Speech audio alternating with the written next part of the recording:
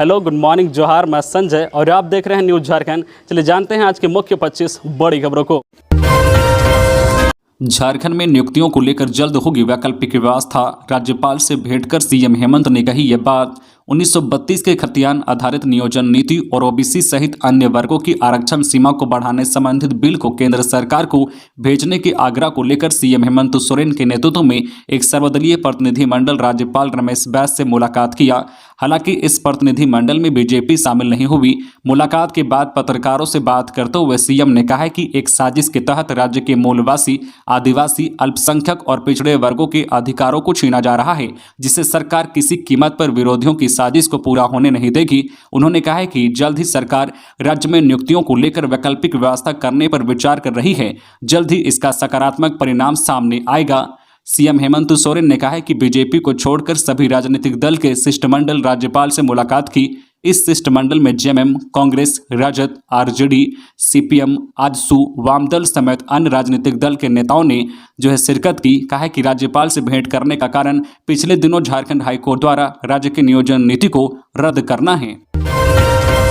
7वीं से 10वीं JPSC civil सेवा परीक्षा मामला। जेपीएससी को हाईकोर्ट का आदेश।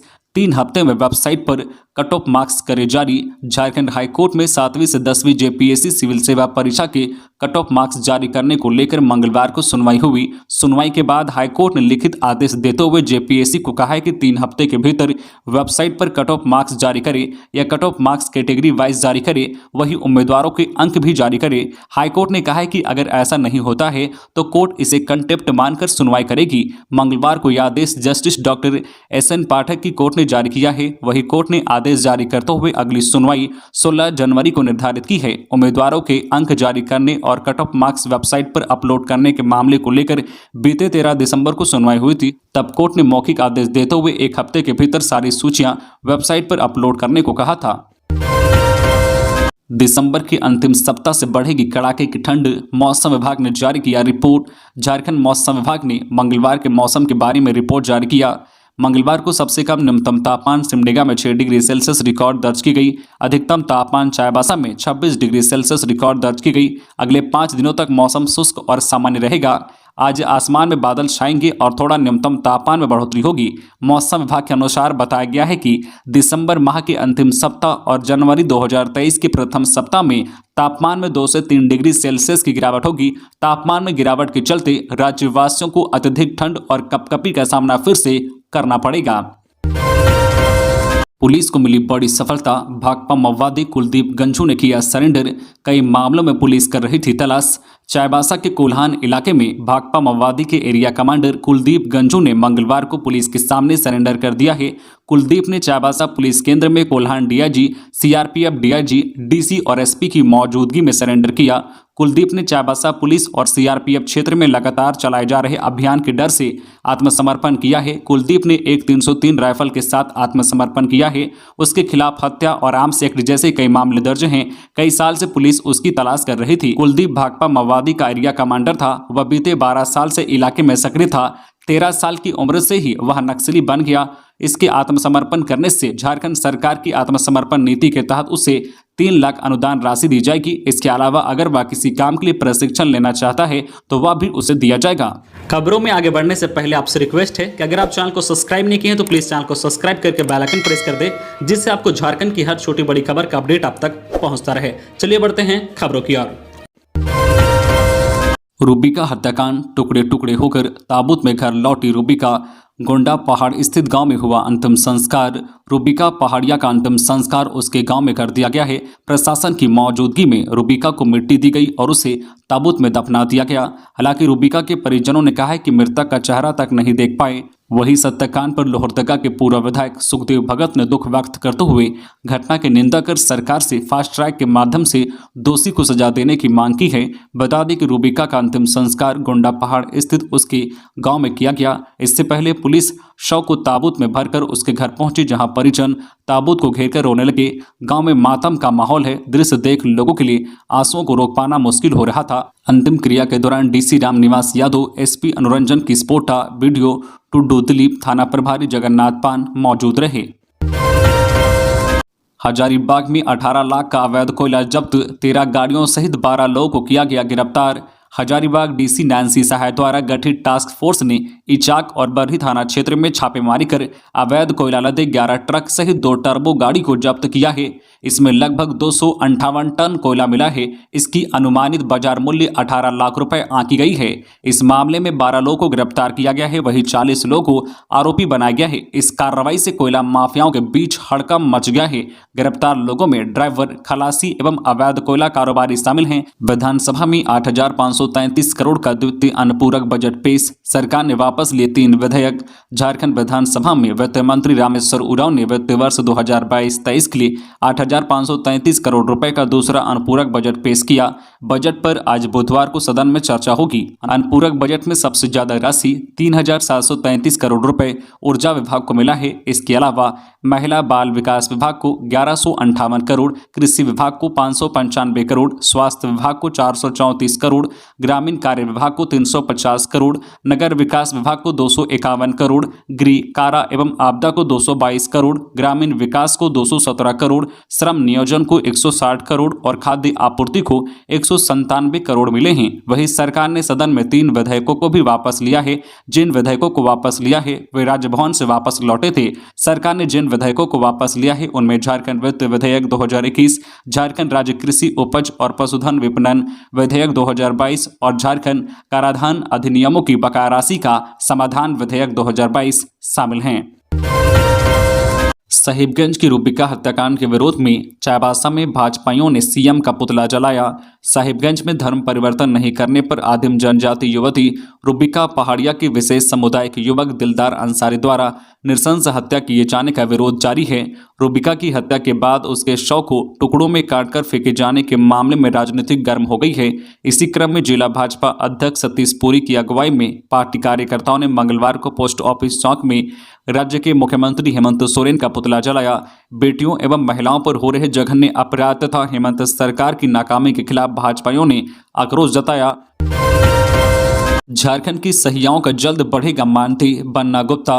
राज्य सरकार सहियाओं की समस्याओं के प्रति गंभीर है। सहिया ग्रामीण क्षेत्रों के साथ सुदूरवर्ती क्षेत्र में रहकर लोगों तक स्वास्थ्य सुविधा पहुंचाने की एक कड़ी है। सहियाओं को मिल रहा मानदेय काफी कम है। ये बातें स्वास्थ्य मंत्री बन्ना गुप्ता ने रिम्स ऑडिटोरियम में सहियाओं के सम्मान आयोजित राज्य स्तरीय सहिया सम्मेलन सह PIL समागम समारोह में कही। इस दौरान उन्होंने जानकारी देते हुए कहा है कि केंद्र सरकार को सहियाओं के मानदेय बढ़ाने एवं एक मुश्त देने का प्रस्ताव भेजा गया है। जो सूचना प्राप्त हो रही है उस आधार पर कहा जा सकता है कि केंद्र सरकार जल्द ही इस दिशा में सकारात्मक निर्णय लेगी। साथ ही राज्य की हेमंत सरकार भी अपनी ओर से सहियाओं को मानदेय देने पर विचार कर रही है। केंद्रीय मंत्री अनुराग ठाकुर ने ब्लाइंड T20 विश्व कप विजेता टीम से की मुलाकात, कहा खिलाड़ियों से बातचीत करना सम्मान की बात।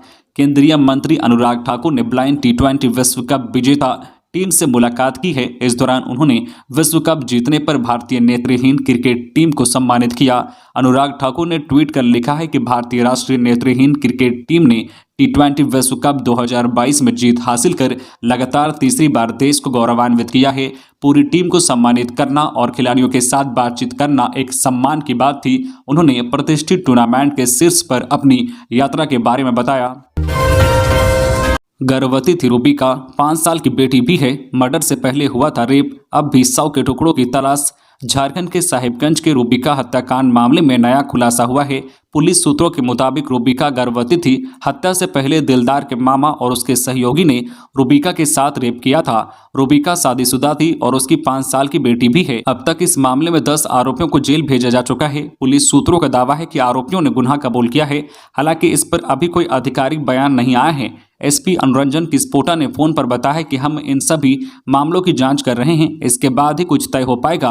रूबिका के गर्भवती होने के सवाल पर SP ने कहा है कि हम जांच पूरी होने के बाद ही आधिकारिक तौर पर टिप्पणी कर सकेंगे।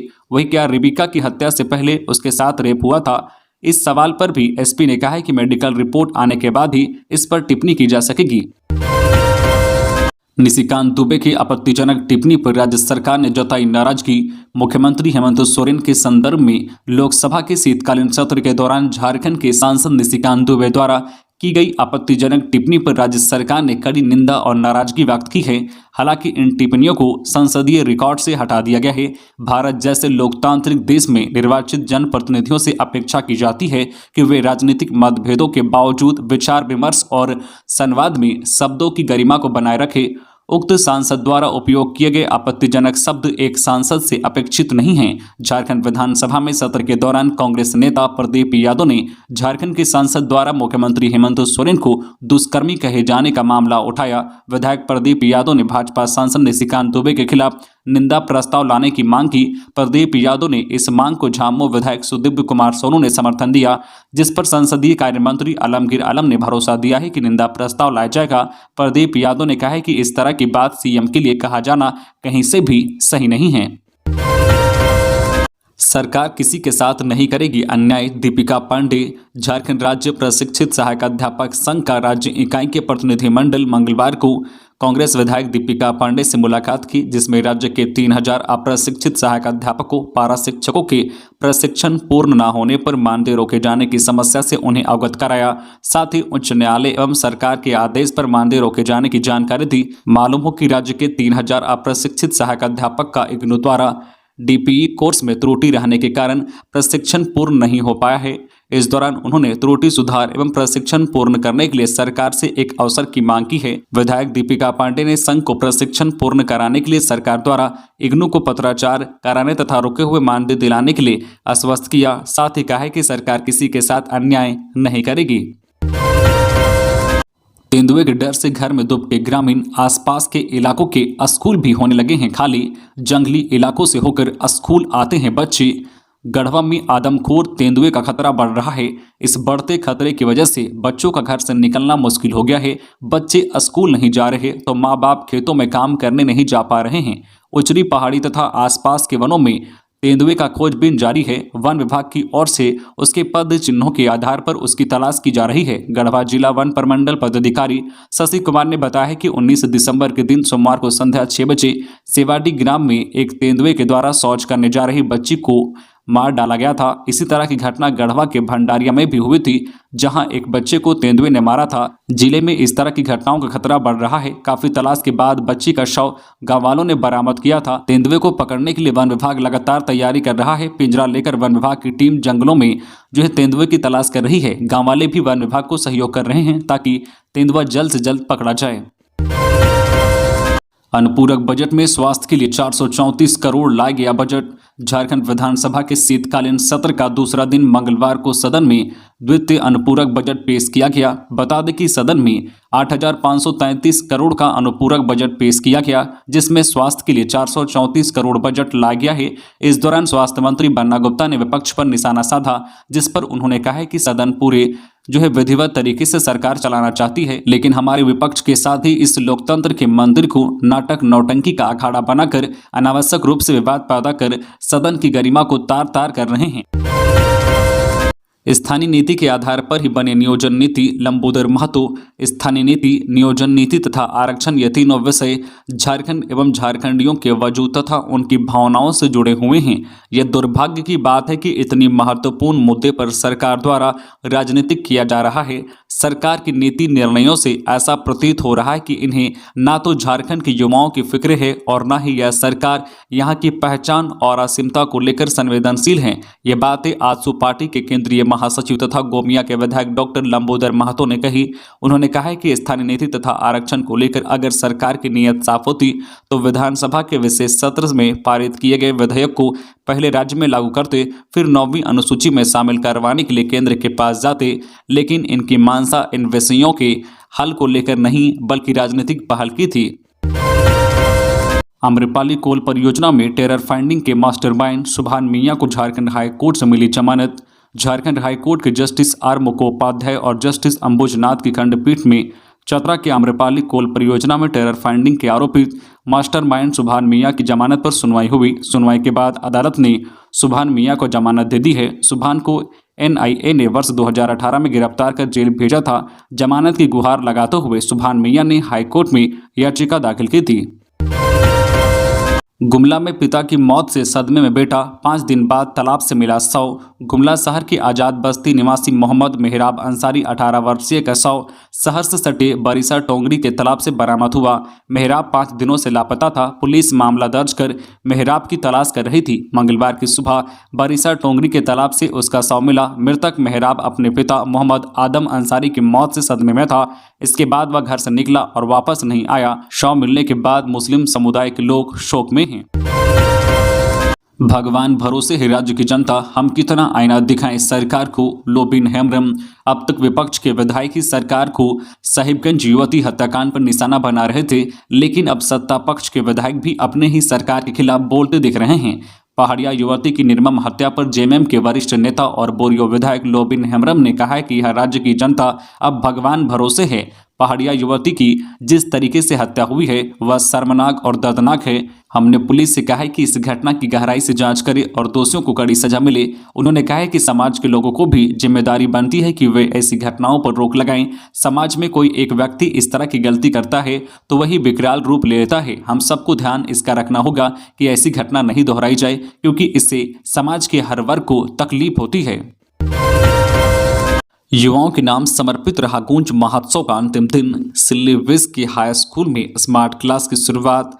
रांची के सिल्ली में आयोजित गूंज महोत्सव का तीसरा और अंतिम दिन युवाओं के नाम समर्पित रहा।